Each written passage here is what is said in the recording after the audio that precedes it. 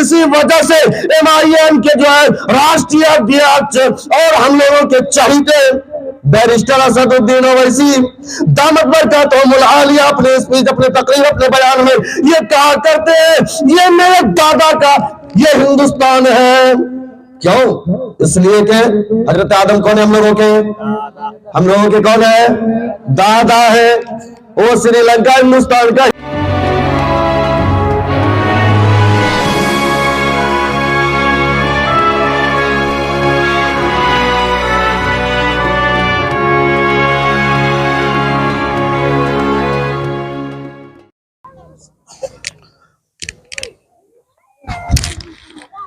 الحمدللہ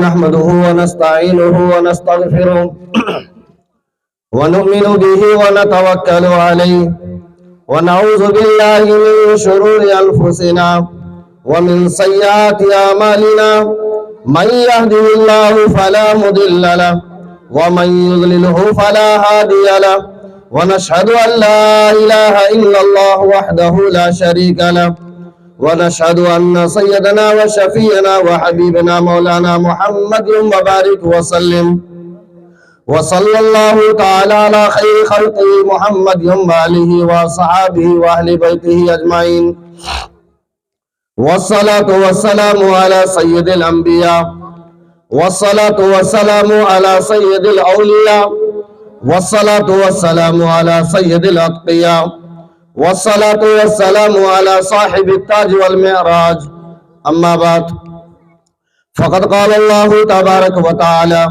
في القرآن الكريم والفرقان الحميد فأعوذ بالله من الشيطان الرجيم بسم الله الرحمن الرحيم إنا أرزنا الأمانة على السماوات والأرض والجبال فأبين أن يحملنها وأشفقن منها وحملها الإنسان صدق الله العظيم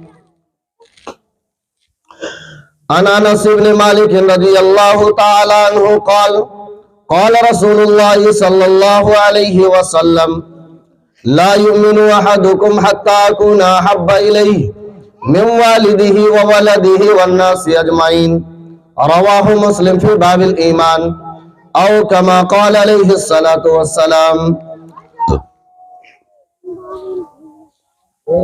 حاضرین گرامی، توحید کے پرستاروں، شمع رسالت کے پروانوں، امی بہنیں، آپ حضرات کے سامنے ایک چھوٹی سی آیت کریمہ اور ایک احادیث مبارکہ کی تلاوت کر کے سعادت حاصل کی ہے۔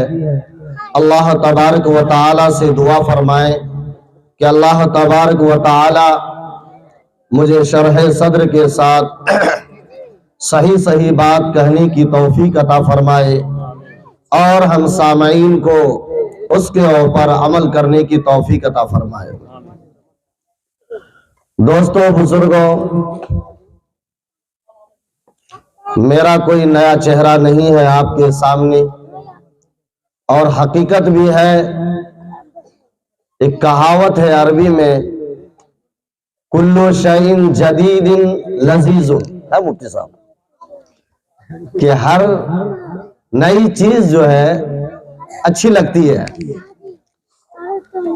ہمارے جناب مولانا منہاج الحق صاحب ابھی آپ کے سامنے بہت ہی اچھے انداز میں مختصر وقت میں بہت ہی قیمتی بات کر کے گئے، اور میرا چہرہ آپ کے سامنے اولڈ ماڈل ہے، آپ اچھی طریقے سے جانتے ہیں، کیونکہ بارہا میں آپ کے بیچ آتا رہتا ہوں، اور شادی اور بیاہ کے تعلق سے نہ جانے کتنی دفعہ جو ہے میری باتیں ہو چکی ہیں۔ میں سمجھتا ہوں کہ شادی کے تعلق سے کوئی ایسی بات اب چھپی ہوئی نہیں ہوگی جو ہماری زبان سے آپ کے سامنے نہ نکلی ہوگی۔ تو پھر ہم کون سے موضوع پہ بات کریں؟ جوگرار کے اندر نور اللہ پور میں جب نماز پڑھنے کے لیے گیا، آج صحیح بات ہے، جب کوئی چیز بوسیدہ ہو جاتی ہے، پرانی ہو جاتی ہے، تو اس کو گھر سے باہر نکال دیتے ہیں۔ ایسے ہی ہمارے مسلمانوں کے اندر بھی ہے، جب قرآن بہت زیادہ پرانی ہو جاتی ہے تو اس کو کیا کرتے ہیں، جاؤ اس کو مسجد میں رکھ کے آ جاؤ۔ ارے اپنے گھر کے اندر وہ قرآن کو نہیں پڑھ رہے ہو تو تم کس امید کے ساتھ میں اس کو مسجد میں رکھنے کے لیے جا رہے ہو؟ مسجد میں بھی جو نمازی پہنچیں گے نا تو وہ بھی اچھا قرآن ڈھونڈ کے پڑھتا ہے۔ تمہاری پھٹے ہوئے جو ہے تو بہتر طریقہ ہے کہ آپ پاک جگہ پہ اس کو دفن کر دیں، نہیں تو آپ اپنے گھر میں رکھے رہے، پرانی ہو گئی مسجد پہنچا دو۔ تو ایسے ہی مسجد کے چھت کے اوپر جو ہے ایک کتاب مجھے دکھائی دی، قصص الانبیاء یا قصص النبیین، پرانی کتاب ہے، بہت ہی پرانی، بوسیدہ ہو چکی ہے۔ تو میں اس کو پلٹنا چالو کیا، حضرت آدم علیہ نبینا علیہ السلام کے جو ہے واقعہ سے اخیر میں سرکار دو عالم حضرت محمد مصطفیٰ صلی اللہ علیہ وسلم کے واقعہ کے اوپر اختتام ہے اس کتاب کا۔ وہ بات میری ذہن میں آ گئی، میں سوچ رہا ہوں کہ انہی باتوں کو آپ کے سامنے رکھ دوں۔ سب سے پہلی بات، میں اپنی بات کو شروع کرنے سے پہلے جس بچی کی شادی ہو رہی ہے میں ان کے والدین کو اور ان کے بھائی کو میں مبارکبادی پیش کرنا چاہتا ہوں۔ کیوں؟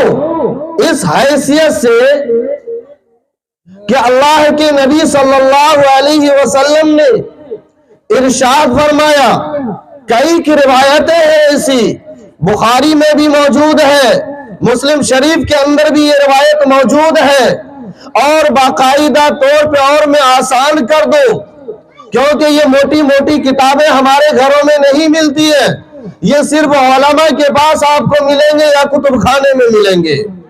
تو آپ کے یہاں جو فجر کے بعد یا عصر کے بعد جو تعلیم ہوتی ہے منتخب احادیث، اس کے اندر بھی یہ روایتیں موجود ہیں کہ اللہ کے نبی صلی اللہ علیہ وسلم نے ارشاد فرمایا، جس کی دو بیٹیاں ہو اور وہ اس کی صحیح سے تربیت کیا ہو اور بالغ ہونے کے بعد ان کا نکاح کہیں پہ کرا دیا ہو تو وہ والدین جنتی ہے، وہ والدین جنتی ہے۔ کل قیامت کے دن جو ہے یہ دونوں بیٹیاں اپنے ماں باپ کی انگلیاں کو پکڑ کر کے جو ہے اس کو جنت میں لے کے چلی جائیں گی۔ کئی کی روایتیں ہیں، ایک روایت میں یوں آیا ہے کہ جو اللہ کے نبی صلی اللہ علیہ وسلم نے ارشاد فرمایا کہ جس کی دو بیٹیاں ہو یا دو بہنیں ہو، ایک روایت میں آیا ہے جس کی تین بیٹیاں ہو وہ، اور اگر وہ دونوں بہنوں کی یا دونوں بیٹی کی یا تینوں بیٹیوں کی جو ہے پیدا ہونے کے بعد جو ہے ان کا اگر اچھا نام رکھا ہو، اچھی تعلیم سے ان کو آراستہ کیا ہو، اور اس کے بعد جو ہے وقت مقررہ پہ یعنی جب سن بلوغ کو پہنچ جائے، بلوغت کو پہنچ جائے تو ان کا ایک اچھی جگہ پہ نکاح کرا دیا ہو، وہ والدین اور وہ بھائی جنتی ہے۔ اس حیثیت سے میں اس کو مبارکبادی پیش کیا۔ دوستو بزرگوں، اللہ تبارک و تعالی نے حضرت آدم علیہ نبینا علیہ السلام کو پیدا فرمایا۔ پیدا فرمانے کے بعد باری تعالیٰ اور حضرت آدم علیہ السلام سے کہا، اے آدم تم جنت میں گھومو پھرو، ادھر سے ادھر آرام کرو، یہ جنت تمہارے لیے ہے۔ لیکن اکیلا پن حضرت آدم علیہ السلام محسوس کرنے لگے۔ اللہ تبارک و تعالی جو ہے حضرت آدم علیہ السلام کے اکیلا پن کو دیکھا، پرکھا تو اللہ تبارک و تعالی نے حضرت حوا کو پیدا فرمایا. کس کو پیدا فرمایا؟ حضرت حوا علیہ السلام کو پیدا فرمایا. حضرت حوا علیہ السلام ایک لال کپڑے کے اندر ملبوس ایک کونے میں بیٹھی ہوئی تھی. حضرت آدم علیہ السلام کے نگاہ ان کے اوپر پڑتی ہے.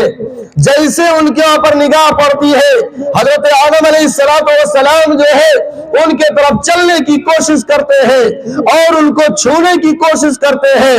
فوراً آواز آتی ہے, اللہ تبارک و تعالی ندا دیتے ہیں, اللہ تبارک و تعالی یہ صدا اور یہ آواز دیتے ہیں, اے آدم خبردار, رک جاؤ ابھی, رک جاؤ ابھی, تم ابھی ہاتھ نہیں لگا سکتے ہو, تم ابھی ہاتھ نہیں لگا سکتے ہو, اس کو چھو نہیں سکتے ہو. آدم علیہ السلام نے فرمایا, اے باری تعالی, جنت کے اندر تو میں اکیلا تھا, اگر آپ نے اس کو پیدا کیا ہے تو یقیناً اس کو میرے لیے پیدا کیا ہوگا. اللہ تعالیٰ نے کہا, اے آدم یقیناً میں نے اس کو تمہارے لیے پیدا کیا ہو, لیکن یاد رکھو چھونے سے پہلے قانون لاگو ہوگا, چھونے سے پہلے جو ہے ایک سسٹم لاگو ہوگا, چھونے سے پہلے جو ہے اس قانون کے اوپر تمہیں عمل کرنا پڑے گا. آدم علیہ السلام نے کہا, اے باری تعالیٰ تو مجھے پھر بتا دیجئے وہ قانون کیا ہے, وہ سسٹم کیا ہے جس سسٹم کے اوپر میں عمل کر کے اس کو چھونے والا بن جاؤں. تو اللہ تبارک و تعالیٰ نے کہا, اے آدم وہ قانون, وہ سسٹم, وہ دین مہر والا ہے, وہ دین مہر والا ہے.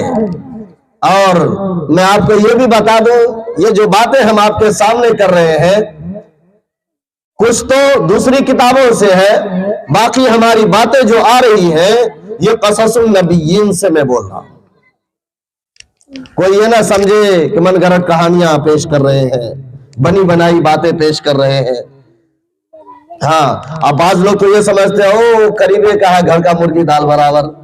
میرے بھائیو, اللہ رسول کی بات ہو توجہ ہو کے سننی چاہیے. کون سی بات یہ ناچیز کہ آپ کے دل کے کسی گوشے میں جا کر کے دستک دے دے اور آپ کے لیے ہدایت کا دروازہ کھل جائے, کوئی نہیں جانتا ہے. تو اللہ تبارک و تعالی نے فرمایا, اے آدم وہ دین مہر کا قانون ہوگا. تو حضرت آدم علیہ السلام نے پوچھا, اے باری تعالیٰ وہ دین مہر کیا ہوگا؟ تب اللہ تبارک و تعالیٰ کہتے ہیں, اے آدم تم دنیا کے اندر جاؤ گے, تم سے تمہاری اولادیں وجود میں آئیں گی, اور جو ہے تمہارے اولاد اپنی بیویوں کو دین مہر کے طور پہ کوئی سونا لکھے گا تو کوئی چاندی لکھے گا, کوئی زمین اس کے نام کرے گا, تو کوئی مہر فاطمی لکھے گا, تو کوئی اسکارپیو لکھے گا, کوئی لاکھوں روپیہ کروڑوں روپیہ لکھے گا. لیکن اے آدم تمہارے اولاد تو مختلف شکلوں میں دین مہر کو ادا کرے گا, لیکن میں تجھے بتانا چاہتا ہوں جس طریقے سے تو نرالا ہے تیرا آج دین مہر بھی نرالا ہونا چاہیے. جس طرح تو نرالا ہے اسی طرح تیرا دین مہر بھی نرالا ہونا چاہیے. تب جا کے حضرت آدم علیہ السلام کہتے ہیں, اے خالق کائنات یہ جنت تیری ہے, یہ جنت کے خزانے تیرے ہیں, یہ جنت کی ساری چیزیں تیری ہیں, پھر میں حضرت حوا کے دین مہر میں کون سی چیز ادا کروں گا, کیا دوں گا میں اپنی طرف سے؟ تب اللہ تبارک و تعالیٰ کہتے ہیں, آدم میں تجھے بھی نبی بنا کر کے بھیجوں گا, اور تمہارے اولاد جو وجود میں آئیں گے اس میں بھی کم و بیش 1,24,000 انبیاء وجود میں آئیں گے, لیکن آخری میں ایک پیغمبر آئے گا, آخری میں ایک رسول آئے گا, آخری میں ایک نبی آئے گا جو نبیوں کا نبی ہوگا, سبحان اللہ کو, جو رسولوں کا رسول ہوگا, اور وہ اس کا اتنا بڑا مقام ہوگا کہ اگر وہ مکہ کی گلیوں میں قدم رکھے گا تو میں اس اپنے محبوب کے بدلے میں، اس نبی اس رسول کے بدلے میں اس مکہ کو بھی مکرمہ کر کے اس کے بھی مقام کو اونچا کر دوں گا۔ سبحان اللہ۔ آخری میں وہ نبی آئے گا جس نبی کا قدم مدینہ میں پڑے گا تو میں مدینہ کو منورہ کر کے میں اس کے بھی مقام کو اونچا کر دوں گا۔ بولتے رہو یار، ساتھ دو تھوڑا سا۔ میں آخری میں اس نبی کو بھیجوں گا جس نبی کا قدم اگر براق کے اوپر پڑے گا تو میں سارے براقوں کا اس براق کو سردار بنا کر کے میں اس کے بھی مقام اور مرتبہ کو اونچا کر دوں گا۔ اور میں آخری میں اس نبی کو بھیجوں گا جس نبی کا قدم اگر دائی حلیمہ کے اونٹنی کے اوپر پڑے گا تو میں اس اونٹنی کو ساری اونٹنیوں کا سردار بنا کر کے میں اس کے بھی مقام کو اونچا کر دوں گا۔ میں آخری میں اس نبی کو بھیجوں گا جس نبی کا اگر قدم مبارک حضرت سیدنا ابو بکر صدیق رضی اللہ تعالیٰ عنہ کے کرنے کے اوپر پڑ جائے گا تو میں سیدنا ابو بکر صدیق رضی اللہ تعالیٰ عنہ کو سارے صحابہ کا ان کو سردار بنا کر کے میں اس کے بھی مقام کو اونچا کر دوں گا۔ اگر میرے اور آخری میں اس نبی کو بھیجوں گا جس نبی کا قدم اگر حضرت اما عائشہ رضی اللہ تعالیٰ عنہ کے حجرے میں پڑے گا تو میں اس حجرہ کو بھی جنت کے ٹکڑوں کا سردار بنا کر کے میں اس کے بھی مقام کو اونچا کر دوں گا۔ تو ایک کام کرو آدم، تم اس نبی پر، تم اس رسول پر، تم اس پیغمبر پر یعنی حضرت محمد مصطفیٰ صلی اللہ علیہ وسلم کے اوپر تم 10 بار درود پڑھ کے بھیج دو، تیرا دین مہر ادا ہو جائے گا۔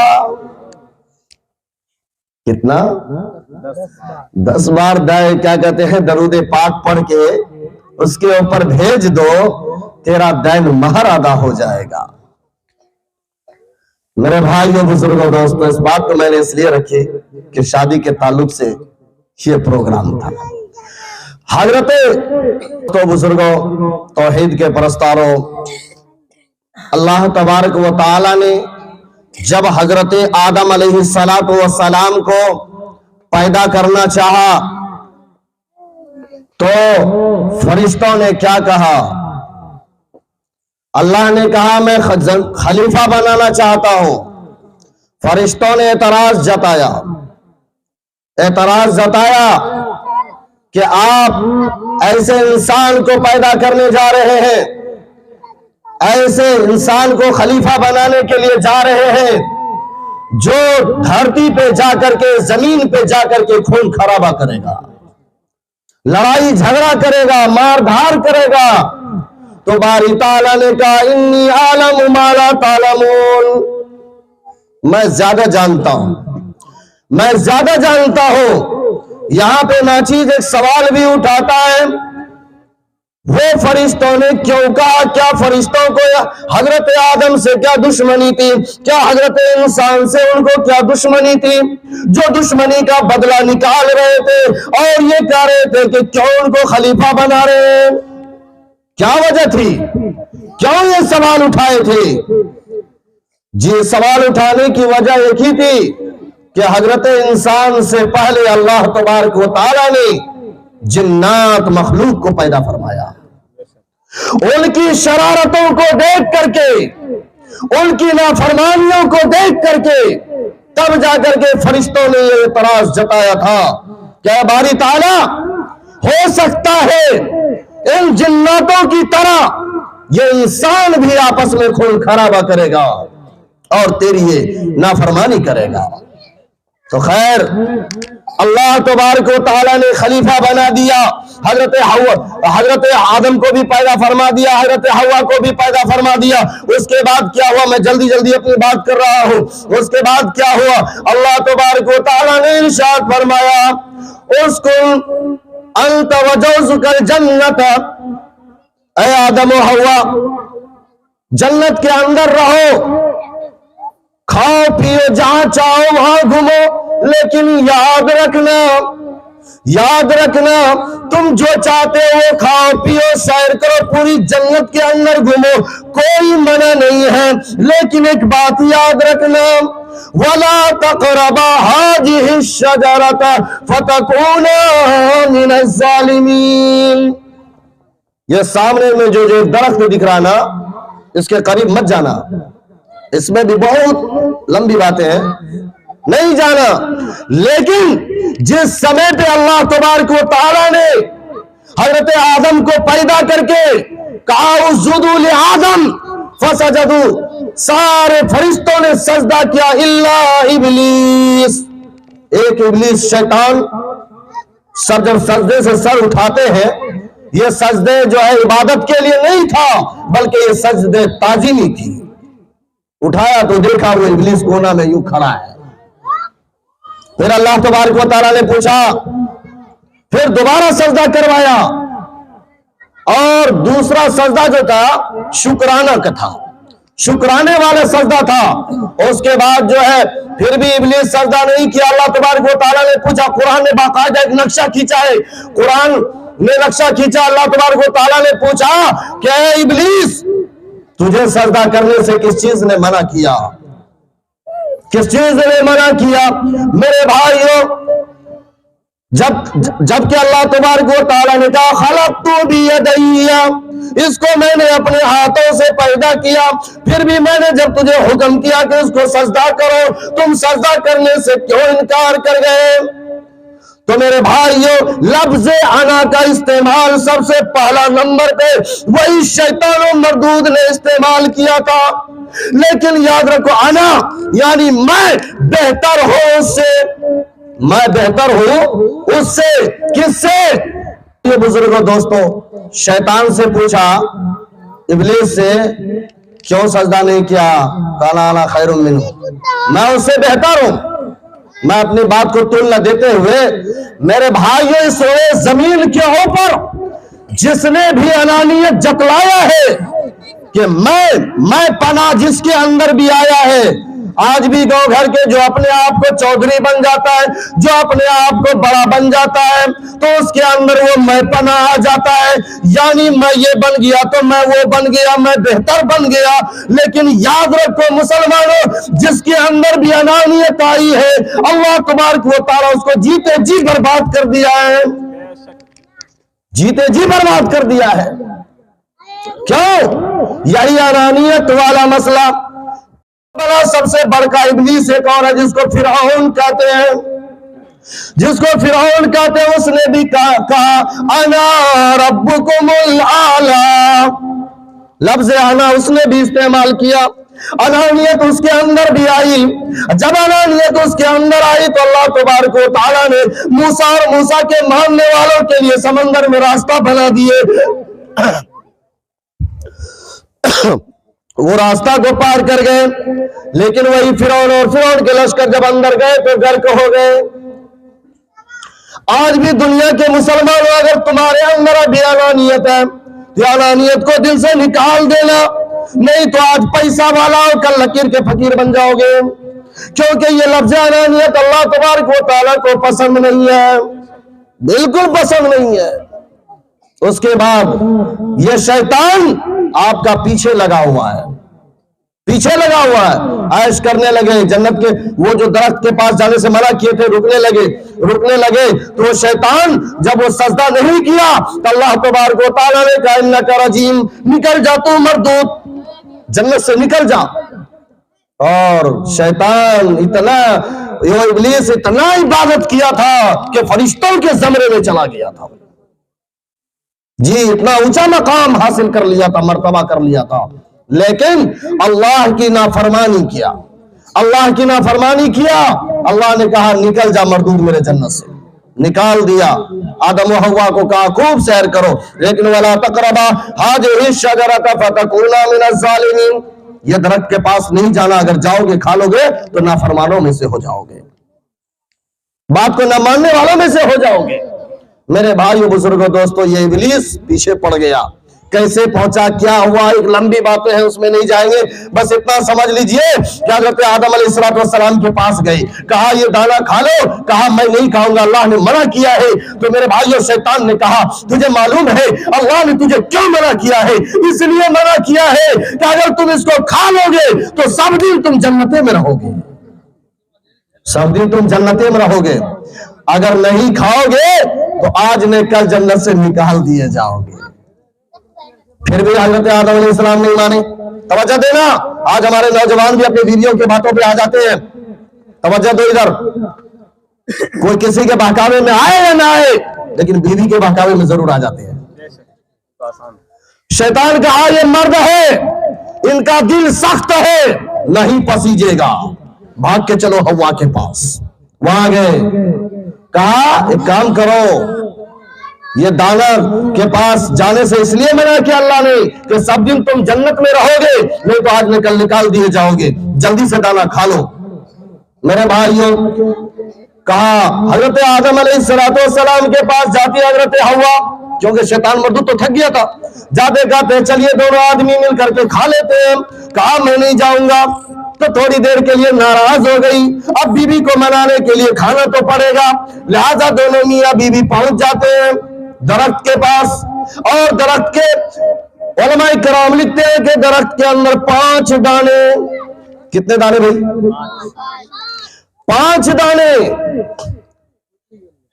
5 दाने या 3 दाने गालिबन। तो कहा एक काम कीजिए, आप सिर्फ एक ही दाना खा लीजिएगा, या नहीं तो आप 2 दाने खा लीजिएगा, मैं 3 दाना खा लूंगी, मैं ज्यादा खा लूंगी। चलिए, चले गए दोनों, खा लिए।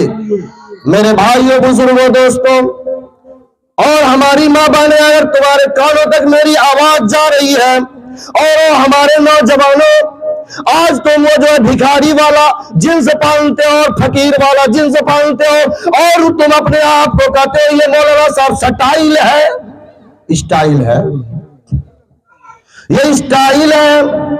तो एक दिन ऐसा होगा पूरा नंगा होके घूमना, कहना मौलाना साहब स्टाइल है। ये स्टाइल कहां से आया वो मैं बताने के लिए जा रहा हूं।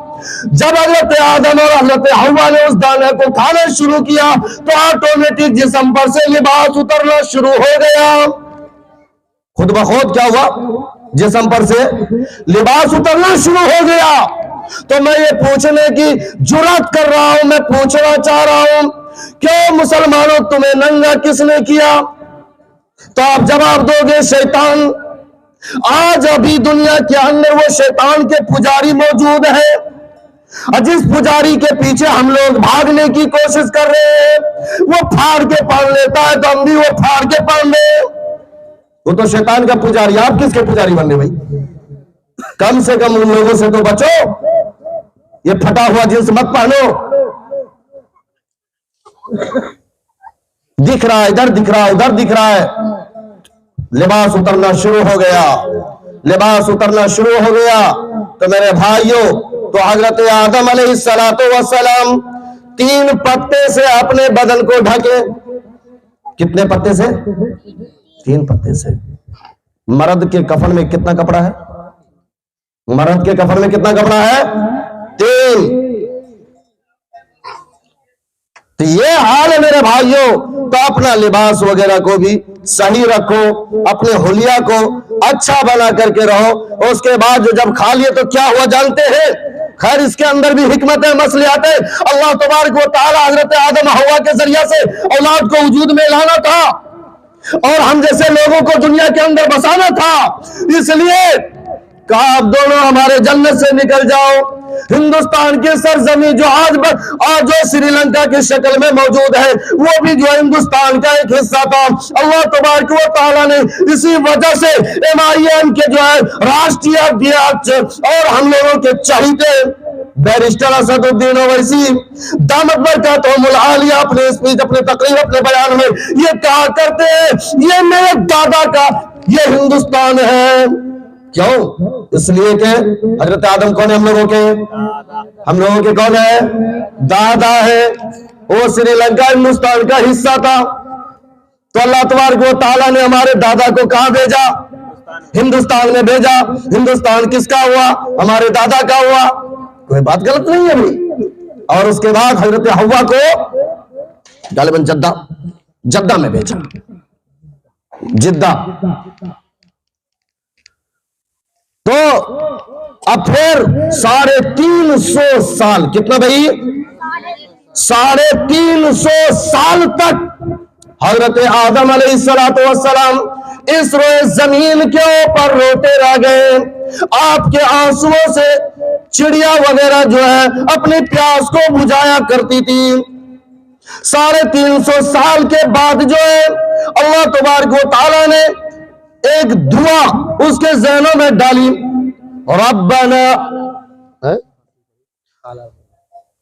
ربنا ظلمنا انفسنا، یہ دعا ہے نا مولانا صاحب.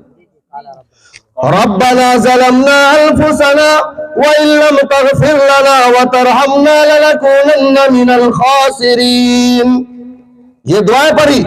بعض علماء نے اپنے کتبوں میں لکھا ہے جب حضرت آدم علیہ السلام جنت کے اندر اپنی آنکھیں سب سے پہلے نمبر پر کھولی تو جنت کے در و دیوار کے اوپر لکھا ہوا پایا لا الہ الا اللہ محمد الرسول اللہ.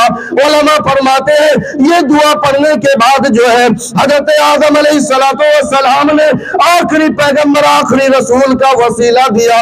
اللہ نے آپ کی دعا قبول فرما لی. سبحان اللہ. دعا قبول فرما لی.